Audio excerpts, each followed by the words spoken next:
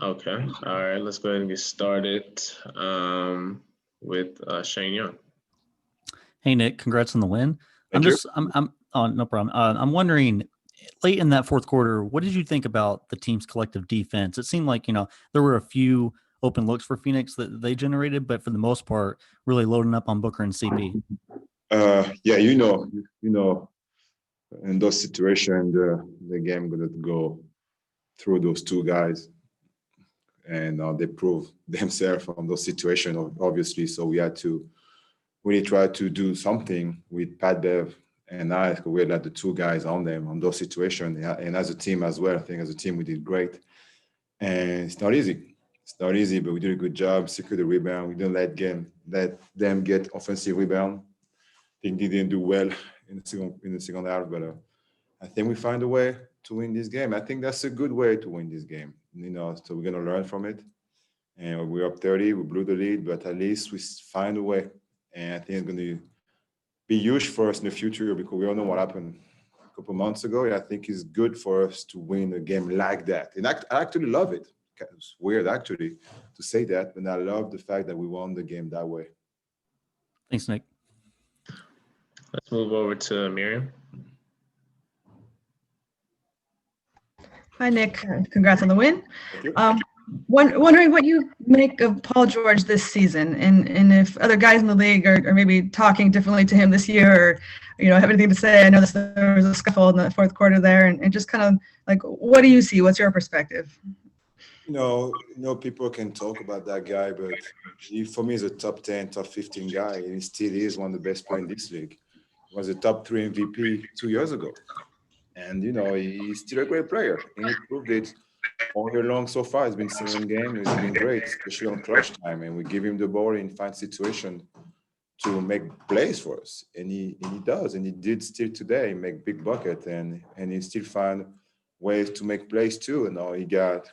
I think that's his 3rd game in a row with more than 6 assists. I may be wrong, but I'm pretty sure it's something like that. So that's good. We'll move over to Dwayne Rankin from Arizona Republic.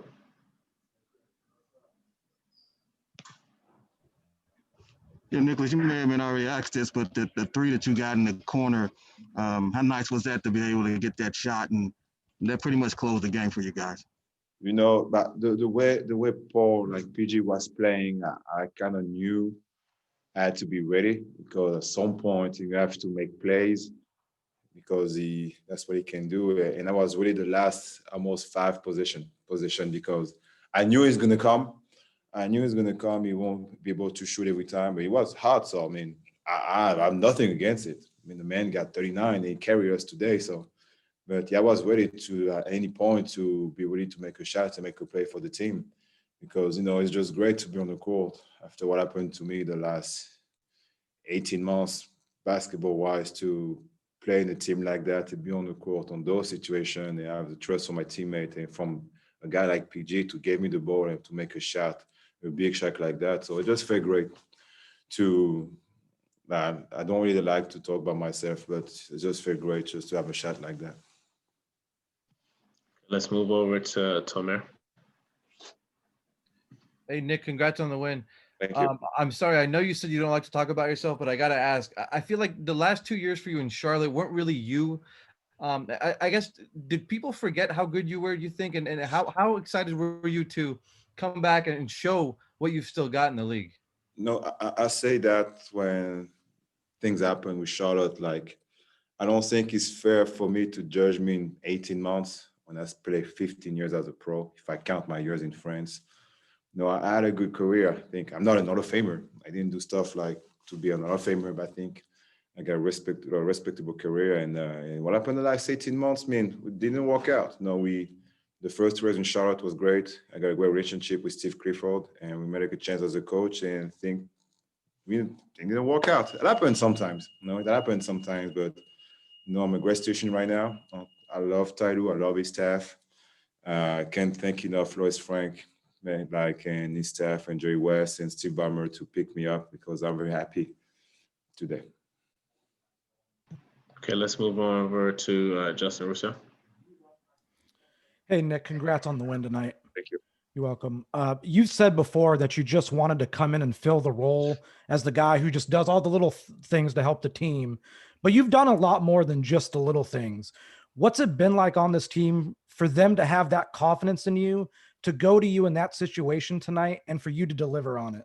You know, I have to be ready because you can't really, even if they're great, even if Kawhi, PG, and Lou are great, you can't really rely on themselves 100% of the time. You know, on 10 situation, 9 is going to be from them. The 10th one, you have to be ready because it might come your way. So just to be on the court with those guys in those situations, you have to be ready because you can't, I mean, they carry us and they carry so much load for us. So sometimes you have to make sure you have to be ready for them. So if the ball come to you and you really make a big play. And that's what I want to do. You know, I don't want to try to do too much because I try to get example, you know, the way Boris play for the Spurs, the way Andre Iguodala play for the Warriors, all those guys. That's kind of the players I'm trying to inspire myself this year. We'll take 2 more questions. We'll go to David, and then last question will come from Cameron Buford. Hey, Nick. You know, earlier, Coach Lou talked about your versatility defensively, you know, particularly in this game here. You know, you were out there guarding their wings. You know, at times you were matched up in the post. Just kind of what's been your approach to this season on the defensive end? You know, I mean, it kind of remind me one of my first couple of years with the Blazers when I was coached by Nate McMillan. And I was kind of used the same way actually. I got games where I got games that could start on the point guard, end up on Dirk Nowitzki, and I start on Jason Kidd. So I was used that way my first 2-3 years, and I think I'm back to that role. Not the last 3-4 years on the Terry Stott, but more my first 3 years when B-Roy was there and Marcus and all those guys. So, but I'm not 21 anymore. I'm 32 now, so I got more experience. I got more stuff like behind me, so just better for me. Okay, last question. Go to Cameron. Hey, Nick. Congrats on the W. Thank you. When you talk about, you touched on a little bit that your career, you got 15 years under your belt, including your time overseas.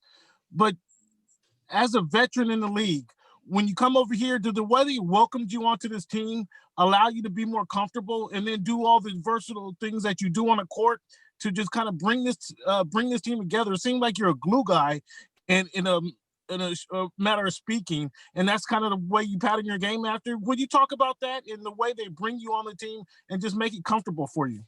That's kind of why I choose this team. You know, when I talked to Norris Frank and Ty Lue, Kawhi, PG before I took my decision, that's what they asked me to do.